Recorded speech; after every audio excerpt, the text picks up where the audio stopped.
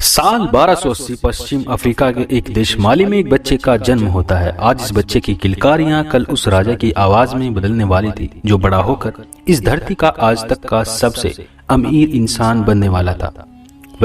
इतना अमीर कि आज के टॉप बिलियनियर जैसे कि एलोन मस्क, जेफ बेजोस और बाकी के अमीर लोगों की अगर सारी वेल्थ जायदाद एक साथ जोड़ भी दे तो इसकी रईसी के आसपास ना आ पाए। इस बच्चे का नाम कोई और नहीं बल्कि मनसा मूसा था। माली में मनसा इस शब्द का अर्थ होता है सुल्तान यानी कि बादशाह, और ये बच्चा मूसा माली का मनसा बनने वाला, क्योंकि कुछ लोगों को ये कहना था कि मूसा माली के शाही घराने का असली वंशज था, यानी माली के बादशाह फगाले का बेटा। इस वजह से वे शाही गद्दी का असली हकदार होने वाला था। लेकिन यहाँ पर एक और थियरी भी आ जाती है कि मूसा असल में माली के 9वें सुल्तान बकरी कीता का भरोसेमंद मंत्री था, इसीलिए उसे राजगद्दी दी गई।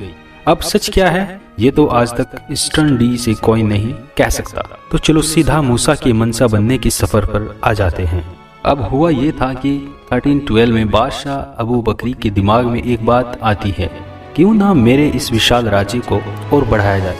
फिर क्या था, उन्होंने इस बात पर अमल करते हुए 200 सैनिकों से भरी 100 खाने पीने से भरी कश्तियों को अटलांटिक महासागर के छोर पर पता लगाने भेज दिया, ताकि उस पर अगर कुछ हो तो उसके लोग उस जमीन पर भी कब्जा करके अपना साम्राज्य और बढ़ा सके। पर ऐसा हुआ नहीं। इन कश्तियों को वहां पर जाकर काफी वक्त गुजर गया था और ना ही कोई इंसान वापस आया और ना ही कोई कश्ती। 300 कश्तियां वहां पर गई थी, एक लौटकर वापस नहीं आई। बट एक दिन अचानक से एक कश्ती उन्हें वापस से लौटते हुए दिखाई देती है। उसकी हालत बहुत ही बुरी थी और उसके पास लौटने के बाद जब उसके कप्तान से पूछा गया इस हालत का जिम्मेदार कौन है, तो उनके लब से सिर्फ एक बात ही निकली, एक भयानक समुद्री चक्र। उस चक्र ने उनकी सारी कश्तियों को, उसके अंदर मौजूद सभी लोगों को और सारे खाने पीने के अंदर सामान एक दानव के जैसे समेट लिया और वो अकेले इकलौते जैसे तैसे भी करके बचते बचाते वहां से भाग निकले। अभी सुनते ही सुल्तान अबू बहुत ही निराश हुए कि वह ऐसे सिचुएशन में कुछ नहीं कर पाए, बस हाथ पे हाथ धर बैठे हैं। बस फिर भी इस हादसे के बाद भी वो अपने निर्णय पर बिल्कुल अटल थे कि समुद्र के उस पार उन्हें जाकर कब्जा करना ही है किसी भी हाल में, और इसीलिए वो इस बार खुद उसके पार जाने का फैसला किया। पर जाने से पहले सुल्तान ने मूसा को एक बहुत ही इम्पोर्टेंट जिम्मेदारी सौंपी, और वह जिम्मेदारी थी पूरे माली के शासन को संभालने की, और वो भी एक राजा के अधिकारों के साथ। और बस फिर इसके बाद ही वहां से 3000 जहाजों के साथ निकल पड़े अटलांटिक की छोर की ओर। और उसके बाद वक्त साल बीते, सदियां बीत गई, पर अबू कभी वापस लौटकर नहीं आए। हर किसी ने एक पॉइंट के बाद उनके आने की आशाएं छोड़ दी, बट क्वाइट सरप्राइजिंगली उनके न आने से माली शासन को कोई फर्क नहीं पड़ा। इनफैक्ट माली शासन अबू के समय में अच्छा था, बट अब मूसा के शासन आने के बाद अलग ही बुलंदियों को छूने लगा। एंड ऑफ कोर्स ये मूसा का कोई तुक्का फुक्का नहीं था, बल्कि उसकी सोची समझी स्ट्रेटजी का नतीजा था। गद्दी पर आते ही मूसा ने सबसे पहले ये सोचा कैसे राज्य की आय यानी कि रेवेन्यू को बढ़ाया जा सके, और उस वक्त इस सवाल का जवाब बिल्कुल सिंपल था। 2 सबसे अहम चीजें, सोना और नमक को अपने अंदर कर लो और फिर उन्हें बेचकर पैसे आते रहेंगे। मिनरल्स का मिलना इज इक्वल टू पैसा।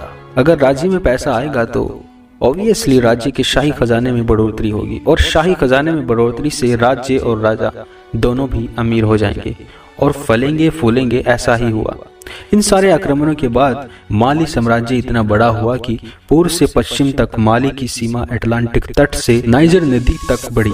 उत्तर से दक्षिण तक की सीमा ये सब सहारा से लेकर फॉरेस्ट ऑफ विटोरी अफ्रीका तक बढ़ गई। अब वैसे फ्रेंड्स, अगर मैं बात करूं उस वक्त की, तो तब ऐसे अमीर बनना शायद सही भी था, क्योंकि उस वक्त सभी राजा महाराजाओं की आइडियोलॉजी भी वैसे ही चलती थी।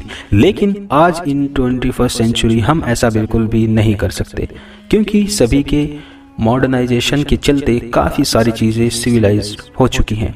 आज के दौर पे आपको अमीर बनने के लिए आपको कैपिटलिस्टिक किंग बनना पड़ेगा बेसिकली, यानी कि कोई ऐसा प्रोडक्ट या सर्विस सेल करो जो उनकी जिंदगी में कोई पर्टिकुलर प्रॉब्लम्स को सॉल्व करे। मनसा मूसा को अपने राज्य को ऊंचाइयों तक पहुंचाने में एक और चीज मदद कर रही थी, उसका धर्म इस्लाम। राजा की ज्यादातर जनता इस्लामिक थी, इसलिए उन्हें मूसा के राज से कोई आपत्ति नहीं है। पर मूसा के राज्य में कुछ ऐसे भी काबिल थे जो इस्लाम में नहीं मानते थे और उन्हीं काबिल में से एक था बम्बुक माइनर्स का। उन्होंने मंसा के धर्म इस्लाम के खिलाफ विद्रोह किया क्योंकि उन्हें उनका धर्म खतरे में लगने लगा था। लेकिन मंशा की इसी विशाल सेना के सामने वो थोड़ी ना टिकने वाला था और ऐसा ही हुआ। मंसा मूसा ने अपनी सेना की मदद से इस विद्रोह पर काबू पा लिया, पर मूसा ने उसे मारा नहीं। तो उसे झट से ये बात समझ ली कि अगर उसे शासन बनाए रखना है तो उसे बाकी के धर्मों को भी साथ लेकर चलना हो। और इसीलिए माली साम्राज्य के स्टेट रीजनल को इस्लामी था, पर कुरान के कानून वहाँ पर लागू नहीं होते थे। इसे आसान शब्दों में समझे, 2 माली राज्य इस्लामिक होने के बाद भी वहाँ पर सारे धर्मों को उनकी धर्म प्रैक्टिस करने की छूट देता था। दोस्तों, आज का वीडियो यहीं पर समाप्त करते हैं। अगर आपको वीडियो पसंद आई तो चैनल को सब्सक्राइब कीजिए, वीडियो को लाइक कीजिए, शेयर कीजिए, कमेंट कीजिए। धन्यवाद।